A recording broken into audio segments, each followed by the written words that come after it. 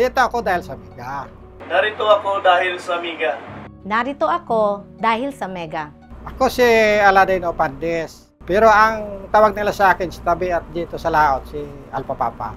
1998 dito na ako. 27 years ako sa Mega. Official din ako sa lightboat. Nag-official ako sa sonar boat.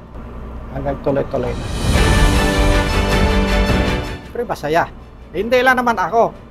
Karamihan ng tao dito. Pamilya ng tao, halos masaya. Kaya wala akong balak na iwanan ito. Ako po si Roan Cardenas, 13 years na po dito sa Mega. Nagtrabaho po ako dito sa Mega bilang factory worker as fillers.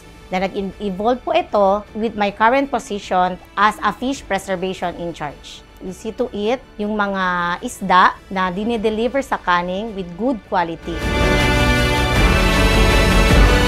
Hindi madamot ganun si Mega. So, kaya ako tumagal dito sa Mega.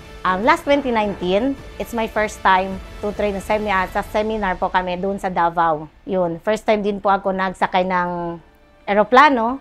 First time din po ako pumunta sa malayong lugar. So, doon, isang experience na binigay ni Mega, hindi lang para sa akin, para i-share ko din sa ibang tao.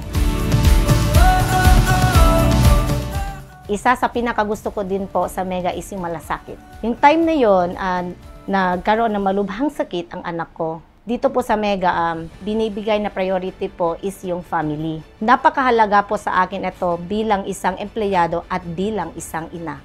Pangarap ko sa Mega, to continue to grow and more people to help. Ako si Edsel Baldomero.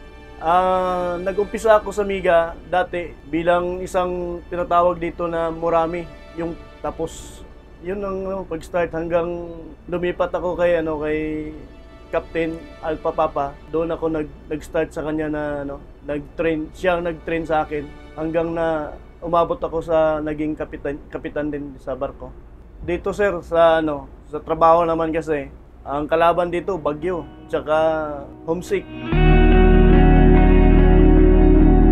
Pero sa tulong ni Mega, halimbawa yung mga pamilya namin doon sa tabi, kung anong kailangan nila, lalapit lang sila kay Mega.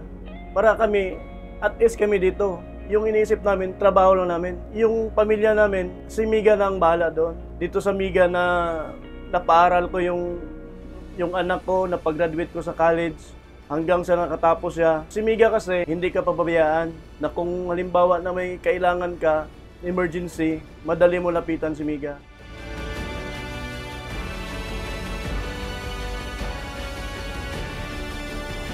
Wish!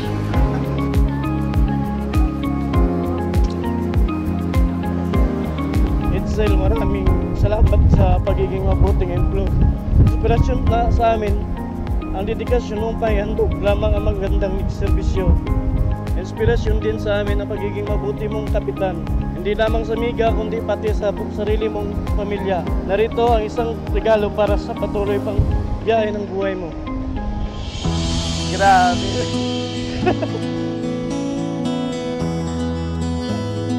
Surprise mo ako ah. Sakay man! Sakay na!